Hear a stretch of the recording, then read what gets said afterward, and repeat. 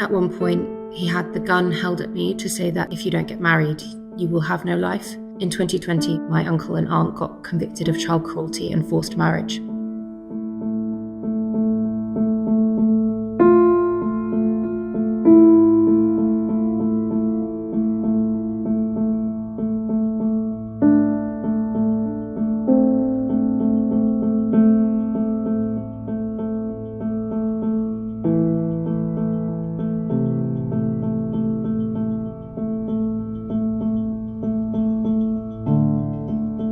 My mum left me when I was 4. I always used to be told, oh, your mum left you, your dad doesn't want you, your family doesn't want you. When I was 10, I was given my British passport, so they sent me to Pakistan. My uncle there sexually abused me. When I was about 14, 15, I came back to the UK because I had tonsillitis, so my uncle didn't want to pay for my medical treatment. I decided to go to Pakistan. Uncle was already there. He took my passport, took my phone. I had no contact with anyone, can't go out alone, continuously kind of guarded in a way, like people watching us 24/7. I didn't know I wouldn't be coming back and it's going to be, you either get married or you say bye-bye to this life kind of thing. At one point, he even had a gun held at me to say that if you don't get married, this is what your life, you will have no life essentially. So I think towards Eid time, my marriage was getting fixed and it was happening in a few days' time. My uncle obviously threatening every day, death threats and calling down the line, swearing, threatening to burn my auntie's house, which he eventually did burn down in Pakistan.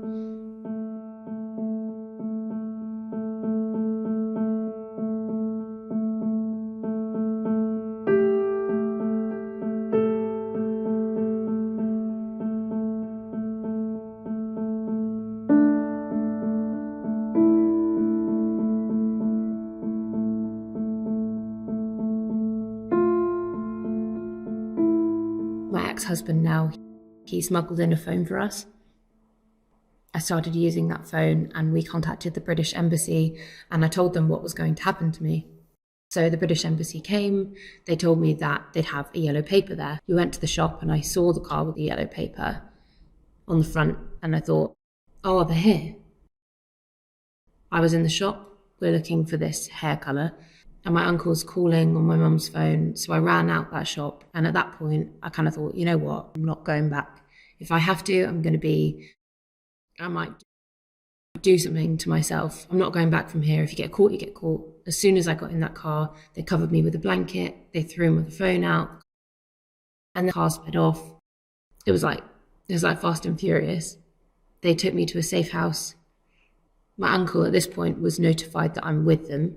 He was obviously kicking off and doing the drama that he does. He came to the embassy, he waved my passport at them, saying, I'm not giving you the passport. So I stayed in that safe house, I think, for a few days, probably the scariest time of my life, to be honest.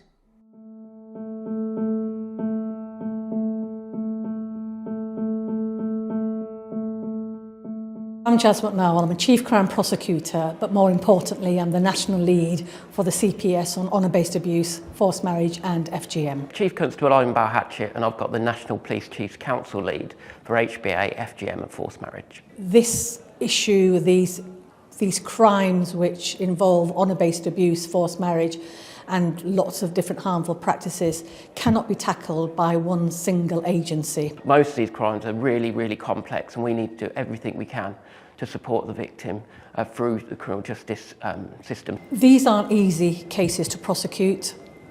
These are quite complex. They can be difficult.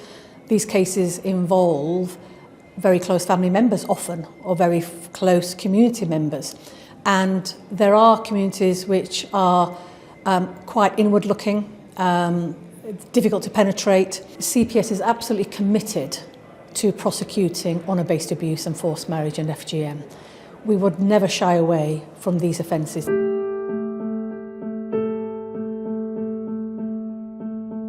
The legal team that we had, I think they were just very supportive, because I think at times I used to get frustrated and be like, I don't want to go through with all of this.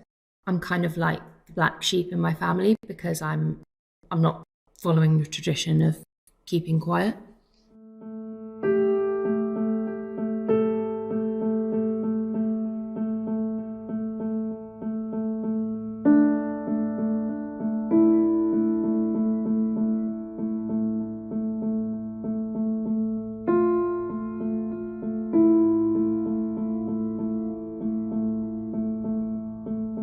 the offending isn't being reduced. It's still happening. And when I look at second, third generation communities who are here, I'm shocked that this offending is still continuing. People who are born in this country, educated in this country, who are mixing with different communities, still think it's okay to force somebody into a marriage, to take away a woman's right to independence.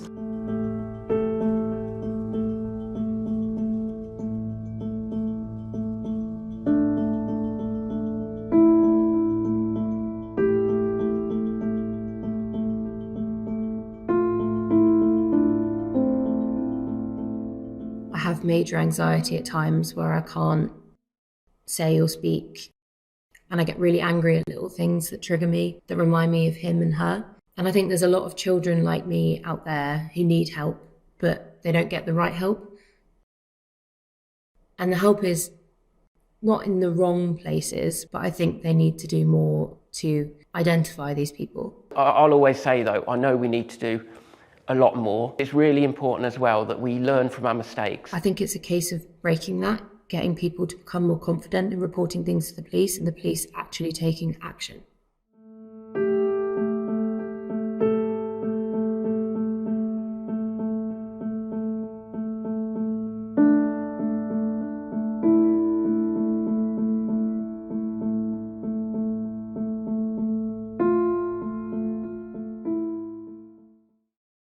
Our work, policing in the CPS, has improved our response no end and learned from our experiences. I think what we've been doing with the CPS is some great work in terms of learning about how we can support victims better, how we can investigate crimes and prosecute them. We'll bring in experts, we'll bring in the third sector, we'll ensure that we have experts who can support victims and witnesses through that process, who can also support the investigators as well. We now have prosecutions for FGM. We now have prosecutions for forced marriage.